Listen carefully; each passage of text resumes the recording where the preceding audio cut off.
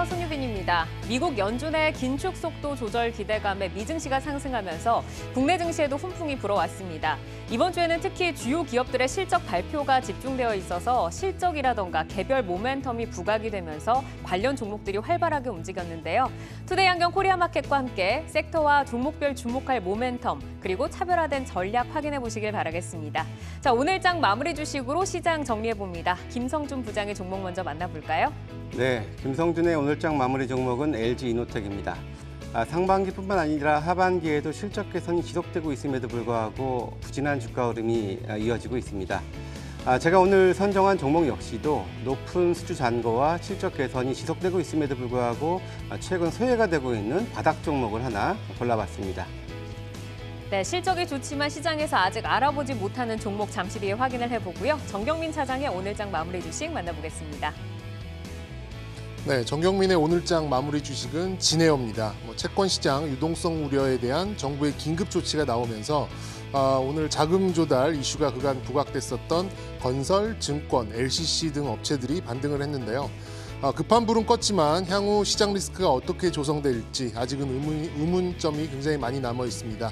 향후에 경계감을 가지고 좀 지켜봐야 되지 않을까 생각해 보겠습니다. 네, 진에어를 말씀을 주셨는데 이 레고랜드 사태로 불거진 채권 시장의 유동성 우려가 정부의 조치로 한숨은 돌린 분위기입니다. 아직 리스크가 완전히 해소된 건 아니기 때문에 아직은 조금 의문이 있는 상황인데요. 경계감을 가지고 지켜봐야겠습니다. 자, 이어서 이성웅 이사의 마지막 종목 만나볼까요? 이성웅의 오늘장 마무리 주식은 현대건설입니다. 진에어와 비슷한 급부로 정부의 자금 이슈가 부각이 되면서 현대건설은 반등이 나왔는데요. 시장에서 실적 회복이라든지 수주 회복, 그다음에 금리 인상기의 막바지에 건설주는 반등이 나올 수 있습니다. 이 점을 염두에 두고 조금의 경계감이 필요하다는 점을 강조드리겠습니다. 네, 세 분의 오늘장 마무리 주식으로 시장 정리해봤습니다. 다양한 종목들의 이슈와 기술적 분석을 통해서 여러분과 내일을 함께 열어갈 종목들 지금부터 만나보겠습니다.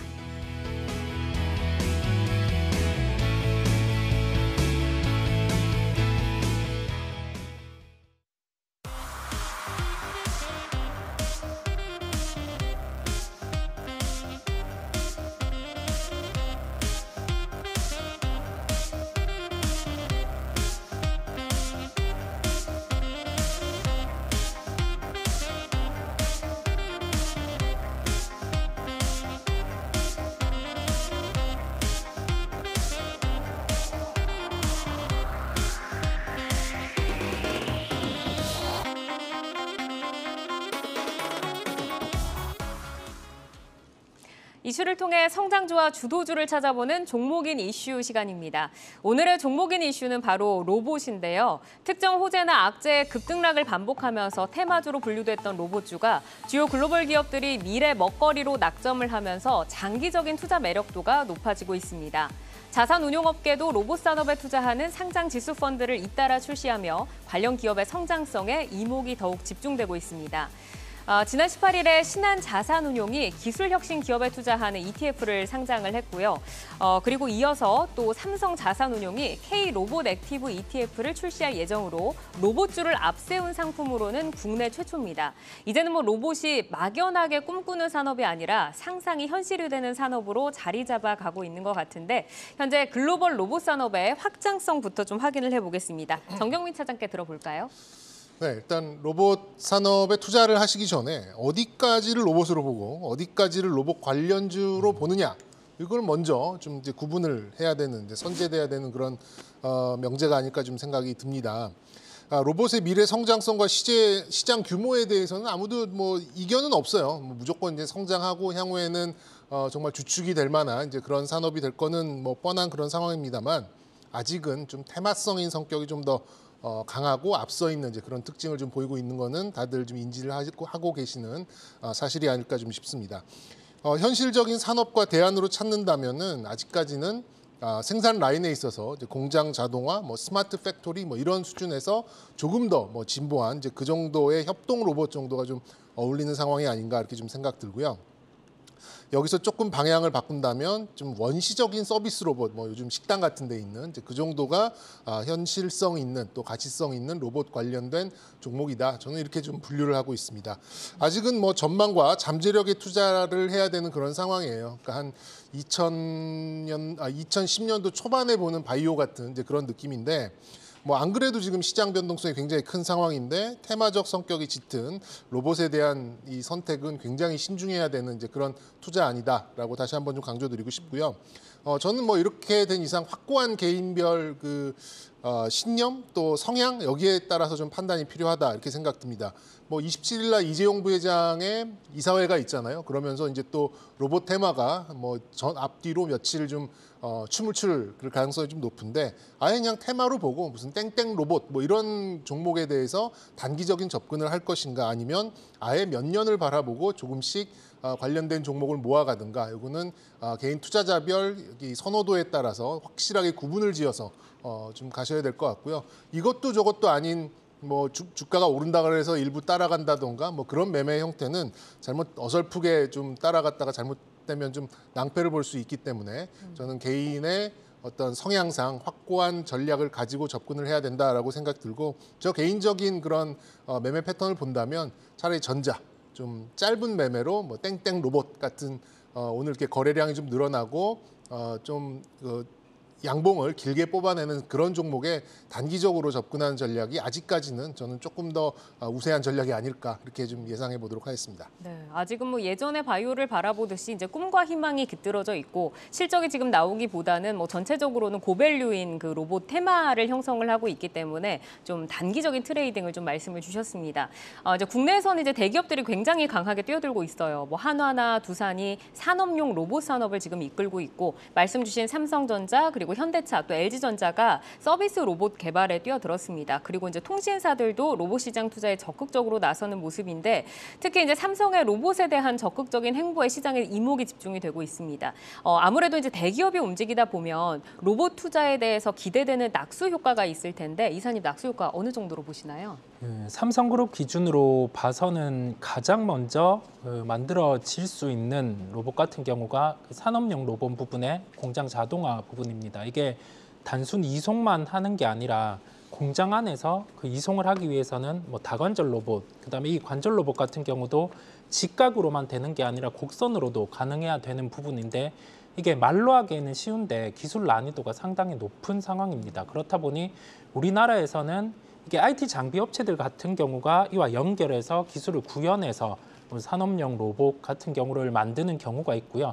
뭐 사이맥스 같은 경우가 장비 업체와 연결해서 로봇 사업 같은 경우도 다 관절 측면에서 영위를 하고 있습니다. 그렇다 보니 이게 삼성그룹에서는 가장 먼저 집중이 될 수 있는 부분은 다관절 로봇 부분이겠고, 확장해서 이제 뭐 활동할 수 있는 로봇까지도 생산을 할 것으로 보입니다. 나머지 기업들 같은 경우도 핵심이 되는 포인트는 다관절 로봇 측면이겠고요. 이 부분에서 우리가 살펴볼 점은 핵심 부품이라든지 소프트웨어와 관련해서 좀 일관화를 갖추고 있고, 이 기술력 같은 경우가 핵심 부품 위에 그냥 일반적인 그 부품 같은 경우는 마진이 상당히 낮습니다. 그리고 진입 장벽도 높지 않기 때문에 핵심 쪽에 집중을 하고, 여기에서 좀 파생해서 첫 번째로는 산업용 로봇, 두 번째로는 이 활동 로봇 같은 경우를 구현할 수 있는 기업 같은 경우를 좀 추려서 살펴볼 필요가 있겠습니다. 전장 자동화에 있어서 이제 로봇들이 수혜가 기대가 된다라고 말씀을 주셨는데, 아무래도 이제 인플레이션에서 이제 이 인건비를 대체할 수 있는 또 이 부분을 무시할 수 없는 것 같습니다. 그리고 우리가 정책도 빼놓고 갈 수가 없는데, 4분기 중에 정부의 로봇 지능 정책이 기대감을 키우는 또 요인 중에 하나입니다. 어떤 내용들이 포함될 것으로 보이는지, 그리고 실질적으로 좀 수혜 효과가 기대가 될까요? 이게 제5차 과학기술 기본 계획 안에서 이게 2021년부터 이 기본 계획안에 대해서 구체적인 발표를 한다고 했었어요.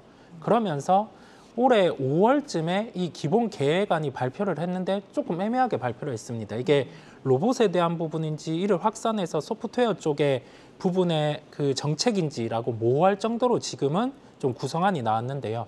올해 연말 같은 경우 이 부분과 관련 로봇 사업에 대한 지원이 구체적으로 몇 년에 걸쳐 얼마가 이루어지고, 사업 같은 경우는 특정 분야 1, 2, 3 이 부분에 대해서 명확하게 나왔을 때 주가는 반응을 할 수 있어요. 그렇지 않게 뭐 몇 년도 안에서 우리가 지원할 수 있는 방안은 단계별로 이제 다시 제시하겠다 이렇게 해버리면 이게 정책의 의미가 없단 말이죠. 우리가 주식을 하는 입장에서 이 계획안이 나온다고 해서 무작정 수혜를 보는 게 아니라 단계별로 그다음에 몇 개년 안에 구체적으로 얼마라는 안이 나오면 이 부분에 대해서 관련 종목들은 반응을 할 수 있다는 점을 기억을 해야 되겠습니다. 그러니까 이제 명확한 정책이 필요하다라고 말씀을 주셨고, 로봇이 이제 다양한 분야에 적용이 되면서 로봇이라고 하면 그냥 하나의 이제 단일 분야가 아니라 뭐 산업용 로봇, 그리고 서비스 로봇, 또 의료용 로봇, 그리고 이제 말씀 주신 협동 로봇 이야기가 이제 가장 많이 좀 들려옵니다. 저희가 이제 분야별로 적용되는 사례 그리고 성장성에 대해서 조금 더 자세하게 들어볼까요? 네, 뭐 아직은 로봇이라는 게 이제 약간 메커니컬한, 그러니까 쉽게 얘기하면 기계적인 요소죠. 사람이 하는 것보다 사람을 조금 더 도와주는 역할, 거기가 이제 좀 더 주목이 되고 주된 종목들로 어필이 되고 있는 이제 그런 상황입니다. 아직 이제 우리가 뭐 영화나 뭐 SF의 어떤 소설에서 보던 이제 그런 로봇 수준까지는 아직도 굉장히 많은 허들과 이제 기술적인 이제 그런 시간 이런 것들이 좀 필요한 그런 상황인데요. 쉽게 그 공장 자동화에 필요한 스마트 기계를 로봇으로 본다면 뭐 그 부품사 정도를 관심을 좀 갖고 거기에 따라서 지금 주가가 형성된 그런 상황이고, 거기에 또 막대한 멀티플을 부과하는 이제 그런 시장 움직임이 아직도 진행 중이기 때문에 다시 한번 말씀드립니다만 저의 로봇에 대한 그런 컨셉은 기본적으로 다소 좀 냉소적인 이제 이런 좀 컨셉을 아직도 좀 가지고 있습니다. 향후 생산 라인에 필요한 이제 기계적 로봇의 개념은 이제 뭐 AI, 그러니까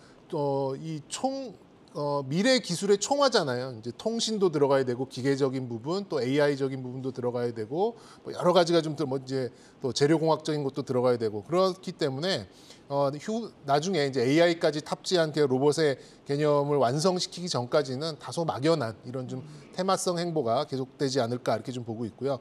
그래도 하나 좀 기대를 하고 있는 부분은 아까 말씀드렸던 이제 협동 로봇의 이제 일종의 부품들하고 의료용 웨어러블에 관련된 기대치가 특히 이제 삼성을 타고 연말쯤에 좀 나올 수 있을 것 같아요. 그래서 중단기적인 호흡으로 간다면 저는 이제 삼성의 웨어러블 로봇 정도가 아마 이제 지금부터 내년 초까지 좀 시장을 좀 들썩이게 할 만한 그런 이슈라고 좀 보긴 하는데, 아직까지는 좀 시장이 명확하지도 않고 이런 좀 좋은 의미의 불확실성이 아무래도 이제 멀티플을 늘리고 미래 밸류를 끌어올 수 있게 하는 그런 원동력이 되겠다라고 좀 보고 있어서 일단은 중단기적인 그런 시각이 조금 더 어울리지 않을까라고 개인적인 의견을 좀 드리도록 하겠습니다. 네, 아무래도 이제 금리 인상기에 또 시장 상황이 녹록지 않은 것도 더해지면서 대표적 성장주라고 볼 수 있는 로봇에는 지금 회의적인 의견을 주셨는데, 수급적으로도 저희가 좀 한번 질문을 드려보겠습니다. 아무래도 이제 로봇 ETF가 출시되면 이제 긍정적인 부분들이 있을 것 같은데, 이번 로봇 ETF를 출시로 관련 ETF 상품들이 또 잇따라 출시될 것으로 전망이 되고 있습니다. ETF가 출시되면 과연 시장에 어느 정도 효과가 좀 있을 거다라고 보실까요? 네, 일단 ETF에 대한 수급을 믿어서는 안 됩니다. 뭐 그게 뭐 전부는 아니기 때문에 뭐 그 규모와 시장 선호도에 따라서 이제 기본적인 유동성을 좀 공급할 수도 있고 매수 규모를 부여하는 수준으로 말 그대로 수급적인 긍정 포인트 정도는 존재한다라고 말씀드릴 수 있겠고요. 근데 뭐 ETF가 출시했다 그래서 그 로봇 기업들이 갑자기 영업이익이 1,000억이 늘어나고 이런 건 아니잖아요. 그렇죠. 예, 뭐 근본적인 종목의 가치가 변하는 건 아니고, 그리고 ETF들이라 하더라도 대부분 대형 IT 우량주들이 거의 70% 이상이 담길 가능성이 좀 뻔하기 때문에 뭐 나머지도 일정 부분 또 유동성이 충분한 이제 그런 기업들로 매매 가능한 종목 위주로 편입이 될 가능성이 높기 때문에 오히려 좀 압축이 되는, 그래서 만약에 ETF에 선정되지 못한 종목일 경우에는 낙동강 오리알이 될 수도 있는 이제 그런 리스크도 있다고 좀 봐집니다. 운용사들의 마케팅적인 측면으로도 볼 필요가 있어요. 운용사들도 좀 손쉽게 마케팅을 하고 운용 수수료 수입이 가능하다는 점을 갖고 본다면 ETF 출시만 가지고 관련된 종목들이 단기에 오를 것이다라고 생각하시는 건 좀 금물이라고 생각됩니다. 우리가 뭐 많이 봤잖아요. 뭐 골프 ETF도 지금 문양 그렇고, 원전 ETF도 처음에는 좀 화제가 됐다가 화제성이 떨어지니까 그냥 그렇고, 그렇기 때문에 과거에 많은 ETF 출시도 그렇습니다만 초기에 한 며칠 정도는 어느 정도 수급적인 마디를 만들면서 좀 매매가 좀 될 수는 있겠습니다만 근본적인 가치를 변동시키는 것은 아니기 때문에 지속적으로 막연한 그런 기대는 좀 금물이다라는 점을 다시 한번 강조드리고 싶습니다. 네, 이제 ETF에 그 수급 유입의 이벤트가 있기는 하지만 굉장히 좀 보수적인 의견을 주셨어요. 그리고 선정되지 못할 경우에는 타격이 클 수도 있다라고 말씀을 주셨고, 그렇다면 이제 로봇 관련주에 투자를 할 때 투자의 초점을 투자자들이 어디에 좀 맞춰야 된다고 보시는지 좀 궁금하고, 연말 주도주로 부각될 가능성에 대해서는 조금 낮다라고 봐야 될까요, 이사님? 네, 주도주로 등극하기에는 첫 번째로는 글로벌 정책과 우리나라 정책의 부합, 두 번째로는 시장의 파이가 그만큼 커야 되고, 세 번째로 이 시장의 파이 같은 경우를 성장해 나가는 단계에서는 도입기를 넘어서야 돼요. 그런데 지금 로봇 산업 같은 경우는 정책에 대해서는 부각이 되는데 이 정책 같은 경우가 합치가 되고 있지 않은 상황. 그다음에 우리나라 안에서는 대기업과 정부의 정책 정도인데 이 또한 아직은 기준이 모호하다는 점에서 주도주의 요건은 갖추지 못했습니다. 그리고 극도입기 상태의 업종이에요. 그러면 미리 기대감을 반영한 주가 같은 경우는 한 차례 지금 여기에서 크게 조정이 나와도 할 말이 없는 상황입니다. 우리가 이러한 산업의 특성을 먼저 기억을 하고, 그렇다고 하면은 투자의 초점은 어떻게 맞춰야 될지 여부는 해외에서도 그 탑티어로 설 수 있는 기업이 한 가지가 나와야 되고, 우리나라에서도 대기업 중에서 탑으로 설 수 있는 기업이 한 가지가 나와야 됩니다. 그러한 상황에서 구체적으로 이 파이를 나눌 수 있는 시장이 얼마 정도의 규모고 시장 점유율을 먼저 선점하는 기업이 나와야 이거는 주가가 상승이 가능하거든요. 그러면 여기에서 살펴봐야 될 거는 특정 기업들 같은 경우가 어떤 요소를 갖춰야지 여기에서 시장 점유율을 늘려갈 수 있는가라고 하면은 핵심적인 기술 부분, 이 기술력이라고 하면은 일반적인 부품을 만드는 게 아니라 자동화를 전체적으로 구현할 수 있는 소프트웨어와 여기와 연계되는 부품을 일관화로 생산할 수 있는 기업, 그다음에 이 생산만이 이루어질 게 아니라 대량 생산이 이루어져야 됩니다. 그 점을 초점에 맞추고, 이 대량 생산은 우리가 예전 산업이 처음에 일어날 때부터 단순히 하나를 만드는 게 아니라 대량 생산이 이루어져야 시장을 흔들 수 있어요. 그 산업의 논리를 아시면 도움이 되실 겁니다.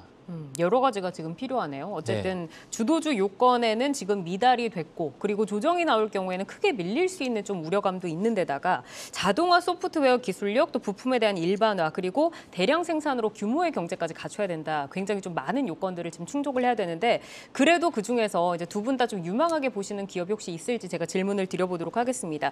정경민 차장께 먼저 질문 드려볼까요? 어떤 기업을 그래도 좀 좋게 보고 계세요? 저는 로봇의 90%는 소프트웨어라고 생각은 하는데 소프트웨어 관련된 종목은 아직 없습니다. 그런 면에서 이제 부품, 어떤 기계적인 면에서 볼 수 있는 종목이고 좀 뻔한 종목이라고 생각하실 수도 있는데요. SPG가 가장 먼저 좀 떠올랐고요.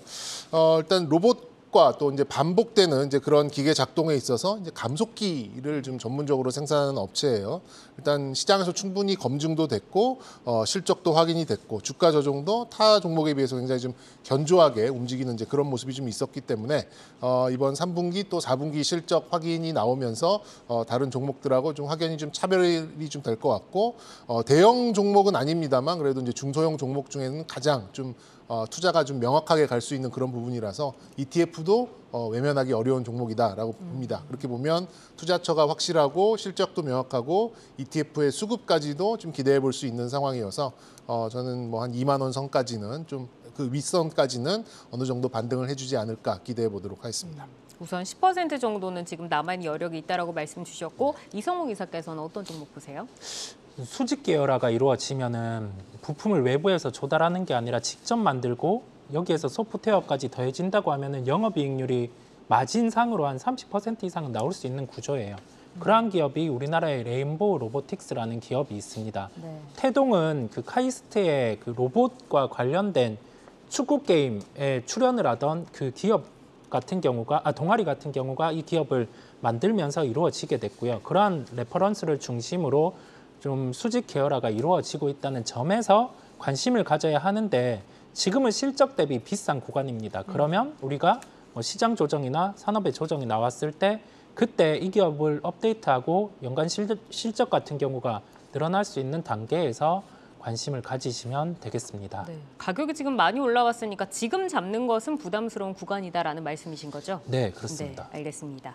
자, 이슈를 통해 성장주와 주도주를 찾아보는 종목인 이슈. 이제 상상이 아닌 현실로 다가오고 있는 로봇시대 산업 성장력 그리고 관련 종목들까지 점검을 해봤습니다. 미래의 성장 가치를 미리 선점하는 기업들, 저희 투데이안경 코리아마켓과 함께 찾아가 보시기 바라겠습니다. 네, 종목을 만나는 즐거움, 종목 맛집 투데이안경 코리아마켓, 이어서 조회수 업앤다운 만나봅니다. 네, 주식창 조회수를 통해 투자자분들의 관심 종목 만나보는 조회수 업앤다운. 오늘은 어떤 종목 올라와 있는지 확인해 보겠습니다. 세계 최대의 양극재 공장 준공으로 지속적인 관심을 받고 있는 삼성 SDI, 2차 전지주인 포스코케미칼, 코스모 신소재 보이고요. 그리고 SK 바이오사이언스, 현대 로템, 하나 에어로스페이스 등이 올라와 있습니다. 오늘은 SK 바이오사이언스와 하나 에어로스페이스 살펴보겠습니다. SK 바이오사이언스는 화이자가 코로나19 백신 가격을 4배 가까이 인상한다는 소식이 호재로 작용했는데요. 31일 실적 발표를 앞두고 3분기 실적은 어닝 쇼크가 전망되고 있습니다. 그래도 오늘 주가는 4% 강세로 마감했습니다. 하나 에어로스페이스 이어서 보겠습니다. 하나그룹의 방산 계열사 통합 작업이 순항하고 또 해외 수주 계약 체결 이행이 순조롭게 이어지면서 수주 성장 기대감도 지속되고 있는데요. 최근 꾸준히 올라오면서 61,500원에 오늘 종가를 형성했습니다. SK 바이오사이언스 전략 먼저 김성준 부장님과 함께 살펴보겠습니다. 오늘 31일 실적 발표를 앞두고 이 3분기 어닝 쇼크 전망에 최근 분위기가 좋지 않았는데요. 오늘은 화이자가 코로나19 백신 가격을 인상한다는 소식에 주가는 올랐지만 사실 연초 대비 60% 이상 주가는 하락을 한 상황입니다. 3분기를 저점으로 인식해도 좋을지 부장님 어떻게 전망하고 계실까요?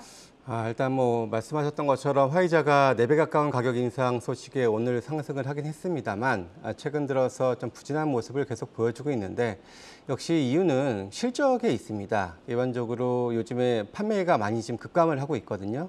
특히 이제 노바백스의 이제 백신 이제 CMO를 하고 있는 상황인데 노바백스 역시 실적이 많이 안 좋습니다. 그 얘기는 노바백스의 판매량이 많이 줄어들었다라는 것에 대한 반증이라고 볼 수가 있겠고요. 또 자체 개발하고 있는 스카이코비원 백신 역시 정부향 매출이 한 60만 도주 정도 수준에 불과하다 3분기에 이런 얘기들이 좀 나오고 있어서 3분기 실적 역시도 그다지 크게 기여할 바는 없다라고 보여지는데요. 대략 예상하는 실적 영업이익이 3분기가 한 200억 정도입니다. 이것은 작년 동기 대비로 하면 80%가량 줄어든 숫자라고 보시면 될 것 같은데요. 분명히 역량은 가지고 있는 회사인 것은 분명합니다만은 이제는 코로나를 좀 벗어나서 좀 새로운 그런 백신의 개발이라든지 이제 세포 치료제 같은 이런 CDMO 같은 그런 사업에 보다 더 좀 중점하는 그런 모습들을 좀 보여야 될 것으로 좀 보여지는데요. 그런 것들이 지금 선행되지 않는다면은 결국에는 이제 코로나만 가지고는 계속해서 이익을 창출해내기는 다소 한계는 있다라는 점을 아쉬운 점을 먼저 말씀을 드리면서 차트를 한번 보실 텐데요. 이제 상장 이후부터 계속해서 코로나 때문에 한번 급등을 한번 보여주긴 했었습니다만 불과 지난주에 신저가를 기록했습니다. 67,400원을 기록을 했었고 오늘도 비록 반등을 하긴 했습니다만 윗거리를 좀 달고 있는 모습을 지금 보여주고는 있습니다. 일단 기술적으로는 일단 최근에 저점 67,400원 정도 수준, 그러니까 67,000원 가량을 일단 지지 가격 이렇게 좀 말씀을 좀 드려야 될 것 같고요. 일단 저항가는 오늘 목표가도 모 증권사에서 86,000원을 나왔던 것 같은데요. 지난달 말 정도 수준 가격 수준 86,000원 정도 수준을 단기적인 저항으로 좀 말씀을 드리도록 하겠습니다. 네, 3분기 영업이익이 전년 동기 대비 무려 80% 이상 급감한 수치가 예상되고 있는 상황입니다. 백신을 제외한 다른 쪽으로 좀 뛰어난 모습을 보여주지 않는다면은 주가 상승은 조금은 힘들지 않나 이런 부정적인 전망을 좀 주셨고요. 이어서 하나 에어로스페이스 보겠습니다. 하나그룹의 방산 집결 작업이 순항하면서 시장의 관심이 다시 집중되고 있는데요. 해외 수주 성장 기대감도 여전합니다. 현 시점에서 투자자분들이 어떤 좀 주목할 포인트가 있을까요? 네, 사실 최근에 두 가지 악재가 있었죠. 사실 대우조선해양이 꼭 악재는 아닙니다만 주가적으로는 좀 부담스러운 것은 사실이었고요. 거기다가 지배구조 개편 소식이 나오면서 뭔가 좀 복잡해 보이고 그러면서 또 수급적으로 좋지 않은 모습 보여지면서 주가가 많이 하락을 했습니다. 일단 자회사였던 하나 파워 시스템과 하나테크인, 하나정밀기계 등을 이제 매각을 하는 대신에 주식회사 한화가 가지고 있었던 방산사업부를 인수를 하고 100% 자회사였죠. 하나디펜스도 합병 절차를 아마 연내는 다 마무리가 될 것으로 보여지는데요.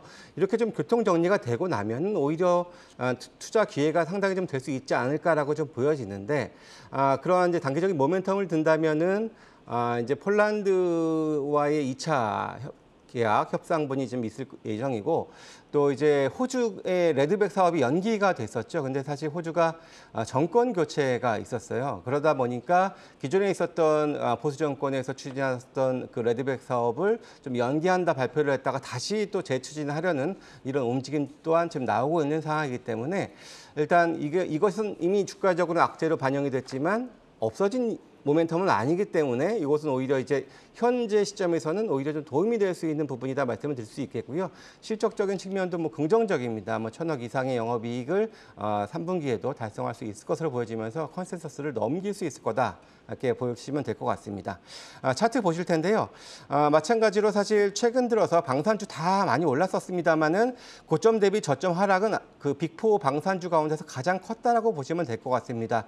여러 가지 악재가 좀 겹쳤다라고 보시면 될 것 같은데 그래도 그런 것들이 조금 이제는 계속 지속형이 아니라 사라지는 그런 악재라고 본다면은 오히려 이제 서서히 좀 관심을 가져도 될 만한 주가 위치에 와 있다라고 보여지는데요. 기술적으로는 최근 저점, 뭐 52,600원이 최근 저점이었는데 사실 이 가격은 쉽게 깨지지는 않을 거라고 좀 보여지긴 하고요. 그 저항 가격은 대우조선해양 인수 발표 날에 고점이었습니다. 74,200원.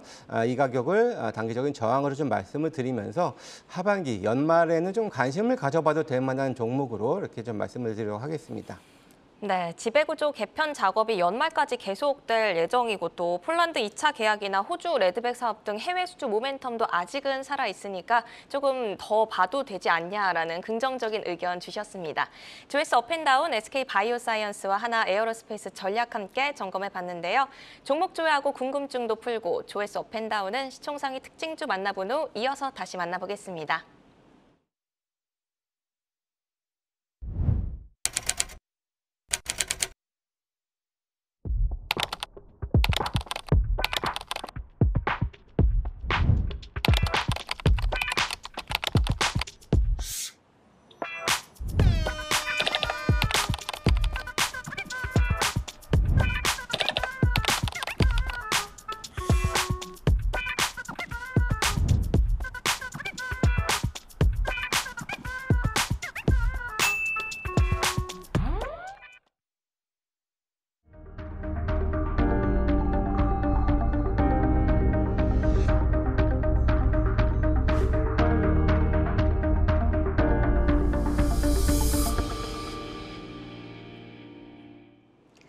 시총상위 종목으로 시장을 가늠해보는 시총상위 특징주 시간입니다. 오늘은 셀트리온 알아보겠는데요.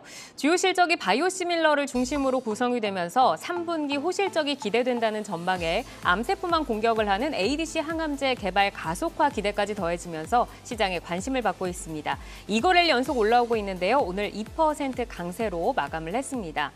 램시마 SC를 중심으로 미국과 유럽에서 꾸준하게 시장 점유율을 확대를 하면서 실적에도 청신호가 켜지고 있습니다. 자, 하반기에 어느 정도의 성장세를 전망하시는지 이사님께 들어볼까요?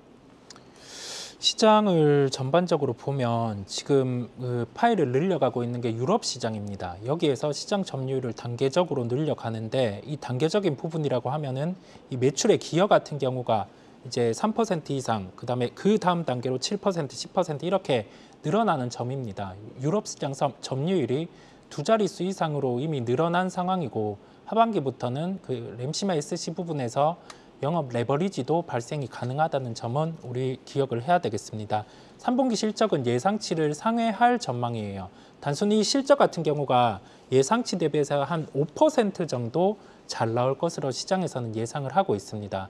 다만 하반기로 갈수록 이 예상치 같은 경우는 톤이 높아진다 하더라도 그만큼의 예상치 상회에 대한 부분은 늘어날 수 있다는 점을 기억을 해야 되겠고요. 이 실적 같은 경우에 눈높이는 지금 낮아져 있는 상황입니다. 시장 점유율을 조금만 더 높여간다고 하면은 주가 반응 같은 경우는 한 차례 더 강할 수 있다는 점을 우리가 생각을 해야 되겠습니다. 셀트리온을 중심으로 오늘 바이오주가 좀 좋은 흐름을 보였습니다. 하반기에 실적 모멘텀 그리고 이제 신약이라던가 성장성도 부각이 되는 것 같고 또 지난 밤에 또 뉴욕 시장에서 백신 관련해서 또 종목들이 올라오다 보니까 이 영향도 받은 것 같은데 3분기 실적을 바탕으로 본격적으로 반등을 좀 기대를 해봐도 될지 혹시 눈여겨보는 기업이 있으실까요, 이사님?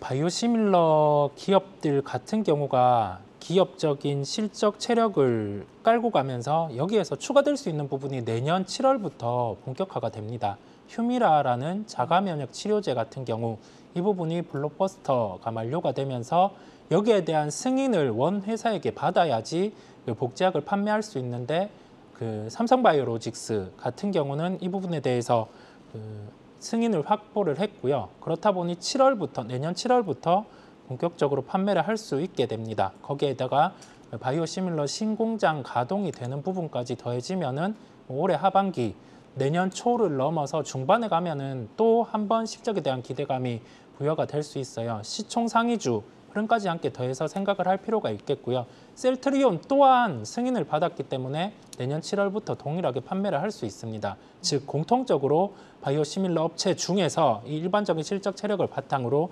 내년에 그 블록버스터가 만료되는 복제약의 시장 점유율 확대를 어떻게 해 나가는지 여부를 우리가 살펴볼 필요가 있겠습니다. 휴미라 관련해서 어쨌든 이 기업을 좀 눈여겨보자라고 말씀을 주셨고 정경미 차장님 같은 경우에는 로봇에 대해서 바이오와 닮아있기 때문에 조금 보수적으로 좀 의견을 주셨는데 그렇다면 바이오에 대해서도 좀 비슷한 시각이실까요?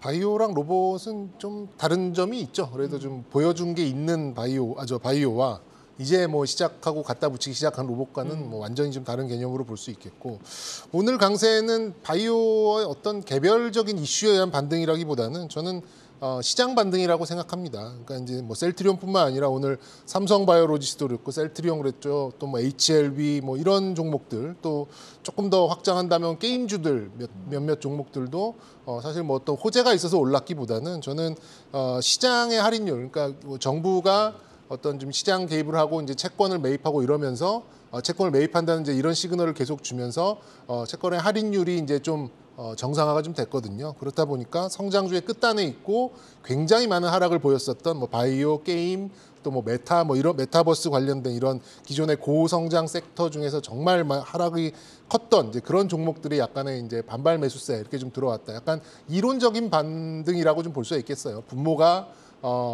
이제 좀 작아지는 이제 그런 영향을 좀 줬기 때문에 수동적인 반등이다 이렇게 좀 보고 있고요.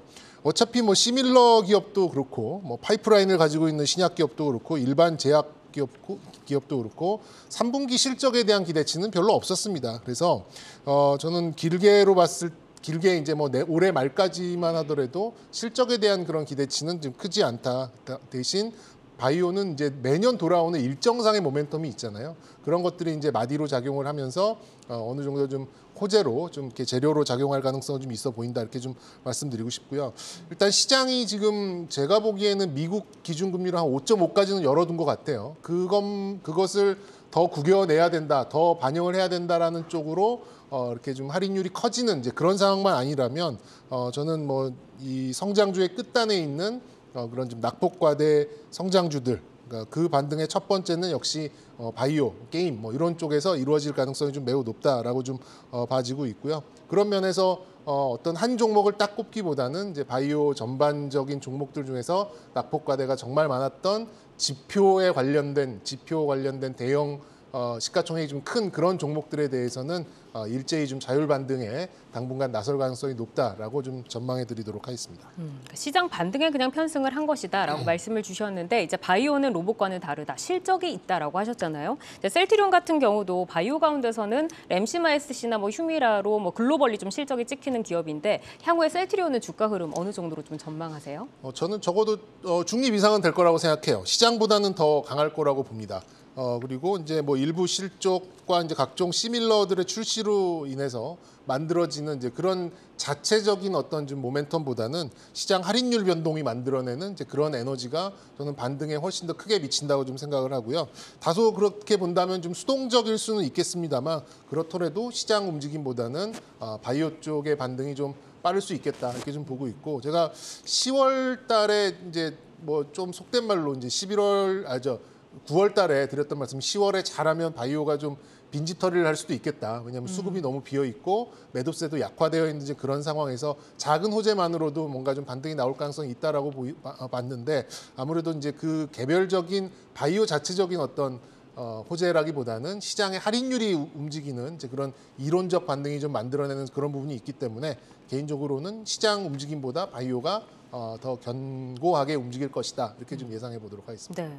그럼 이사님께 바로 셀트리온 투자 전략 들어볼까요? 저희가 차트를 통해서 한번 빠르게 보면 지지가가 한 17만 원 정도의 형성이 돼 있어요. 중기 추세 라인이고 저항가가 18만 8천 원 정도입니다. 그러면 지지가 대비해서 저항가 한 10% 정도의 일단은 기술적인 반등이 가능합니다. 그러면 시총 상위가 여기에서는 한 반등이 추가로 한 5% 정도 지수가 반등이 나올 때 이런 종목들은 저항가까지는 도달할 수 있다는 점 우리가 생각을 하고 대응을 해야 되겠습니다.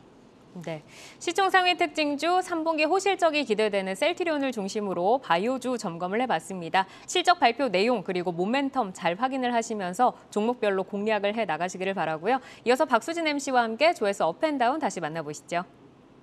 네, 조회수 업앤다운 이 시간에도 개별 재료에 따라 희비가 엇갈린 다양한 종목들 올라오고 있습니다. 3거래일 만에 반등에 성공한 신라젠과 함께 바이오주인 HLB, 셀트리온, 헬스케어가 보이고요.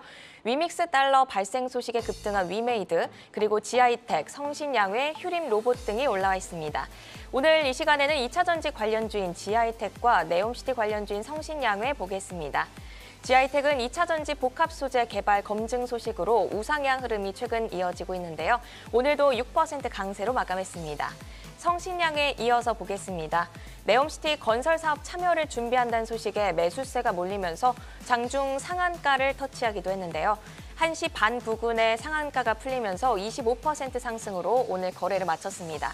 그럼 먼저 지아이텍부터 전략 보겠습니다.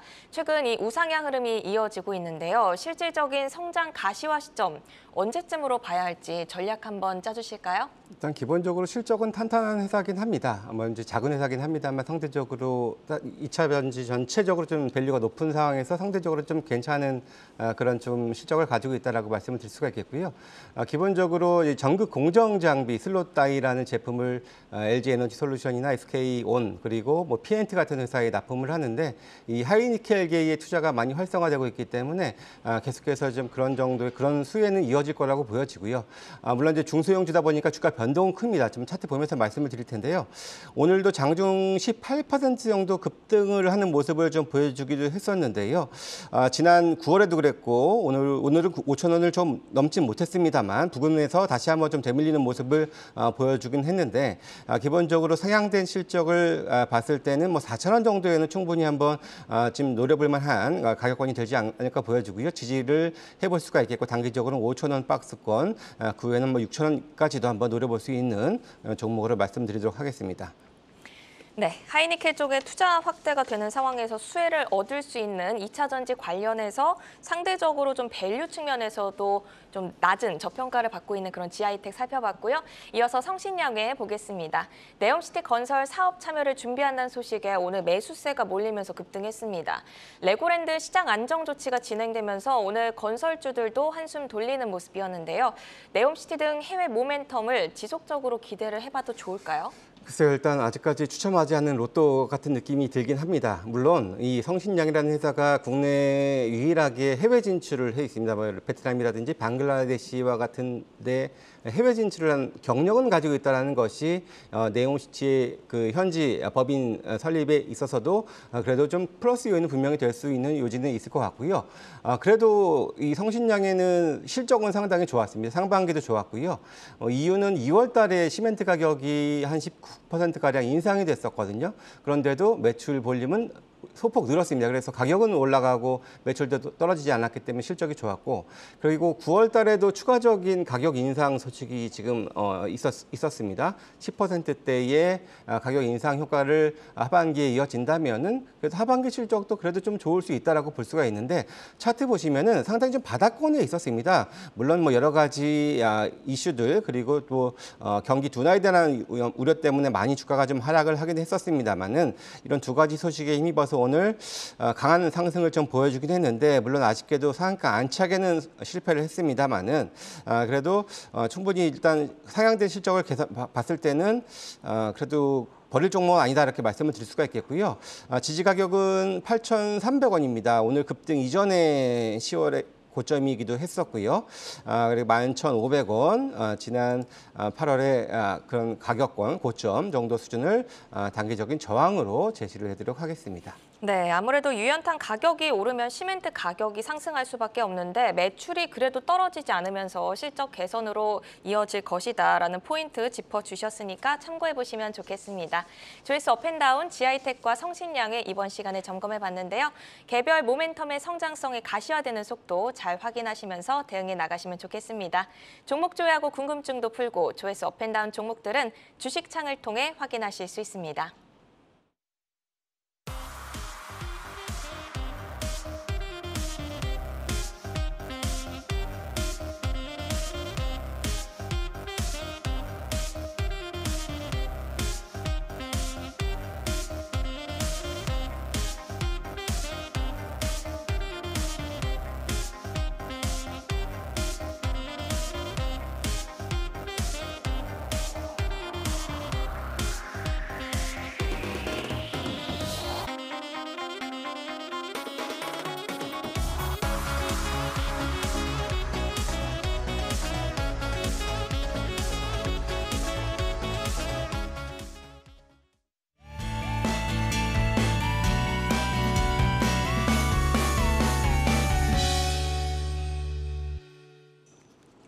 네, 오늘 시장에서 울고 웃었던 다양한 종목 이슈들 만나봤습니다. 많은 종목들 가운데 내일을 여는 유망주는 어떤 종목일지 전문가 세 분의 내일을 여는 유망주 만나보겠습니다.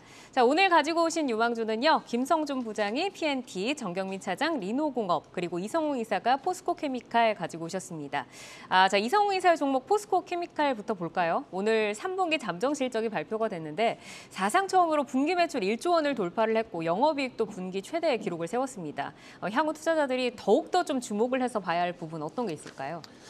3분기에 영업이익 기준 645억 원을 발표를 했습니다. 그러면 이제 영업이익 기준으로 그 환효과를 감안하고 그다음에 매출 볼륨까지 좀 수정이 이루어진 것까지 하면은 연간 2천억 원의 영업이익 체력을 갖추게 돼요. 그러면 여기에서 40% 정도가 현재 2차 전지 사업 부분의 매출입니다.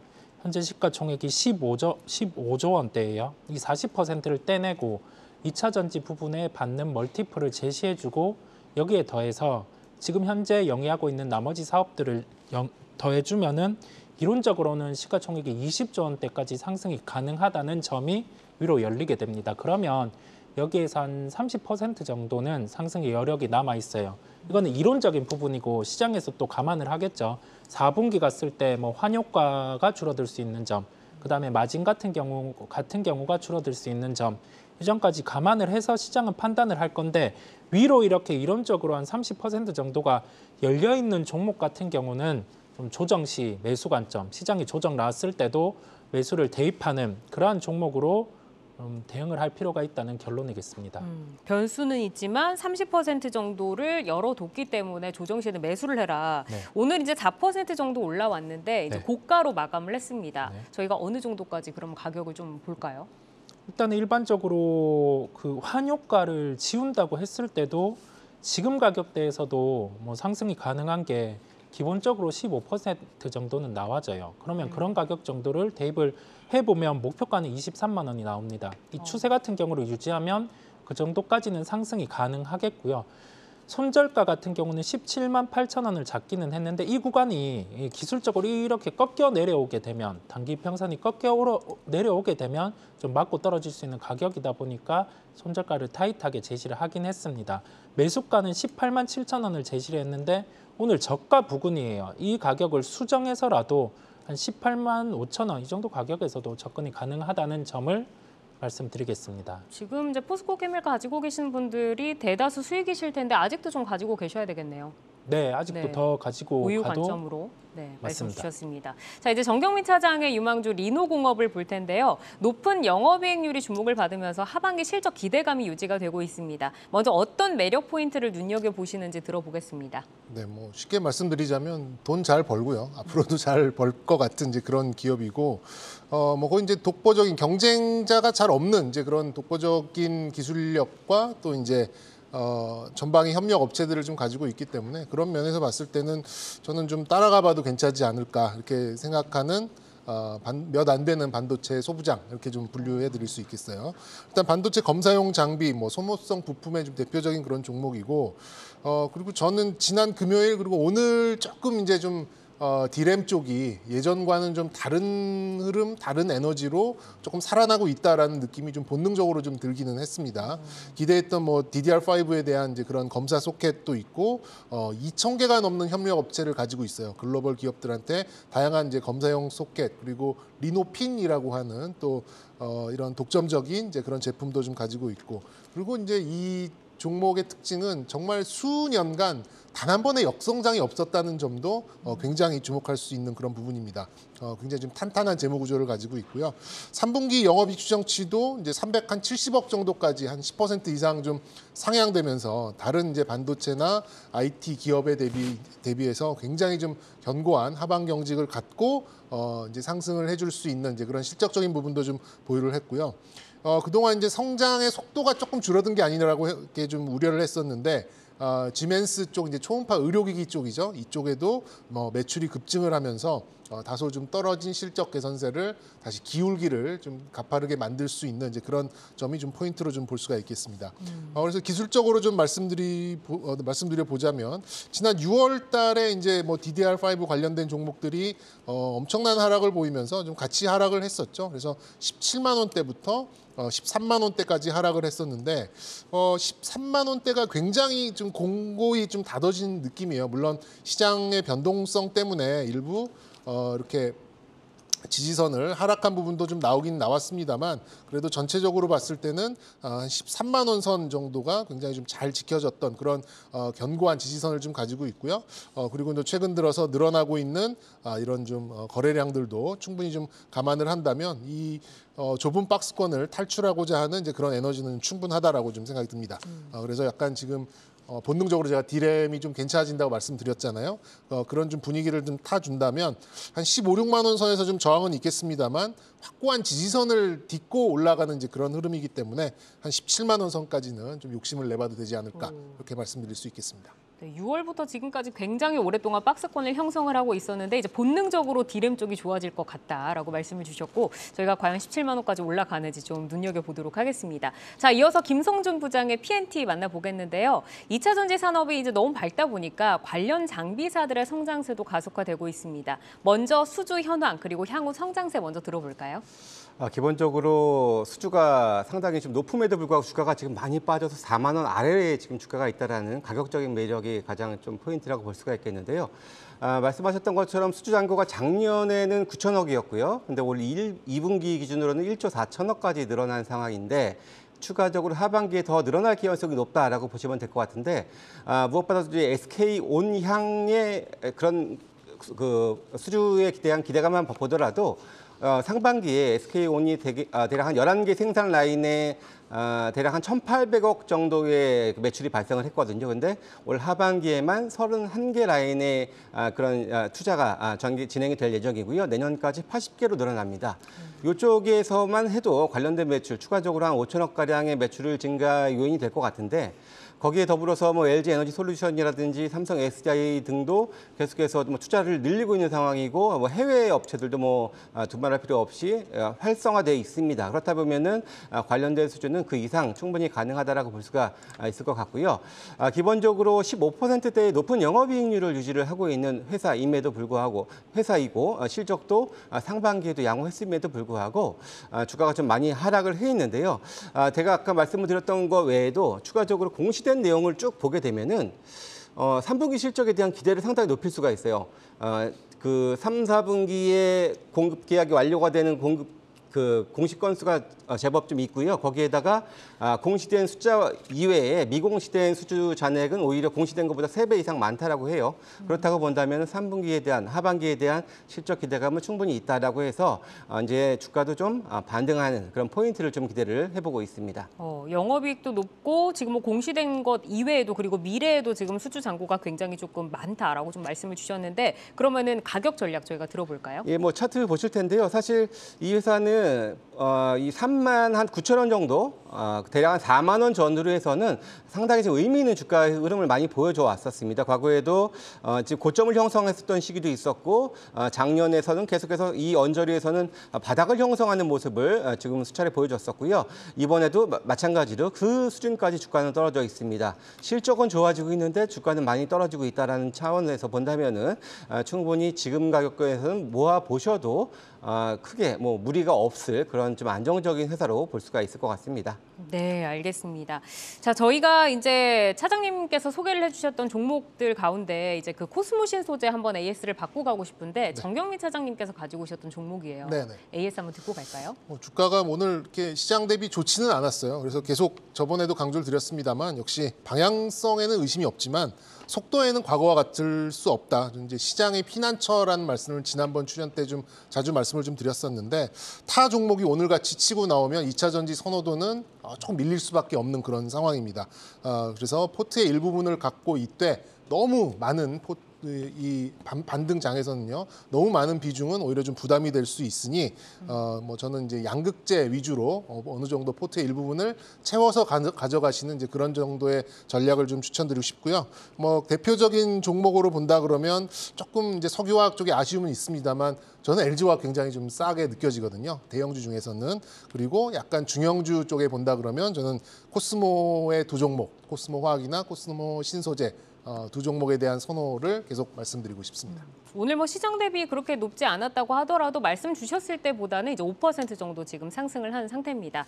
자, 오늘 투데이안경 코리아마켓 내일 여는 유망주 이성웅 이사의 포스코 케미칼, 정경민 차장의 리노공업, 그리고 김성준 부장의 PNT까지 만나봤습니다. 저희 방송이 끝난 뒤에도 유튜브에 내여주 검색하시면 다시 보실 수 있으니까요. 다시 한번 보시면서 포트 전략 잘 세워보시기를 바라겠습니다.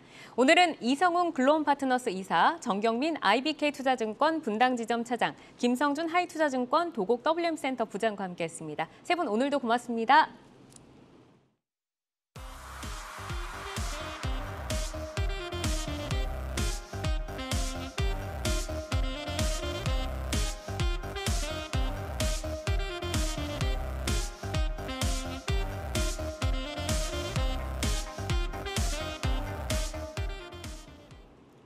투데이안경 코리아마켓 여기서 인사드리겠습니다. 저희는 내일 이 시간에 찾아오겠습니다. 고맙습니다.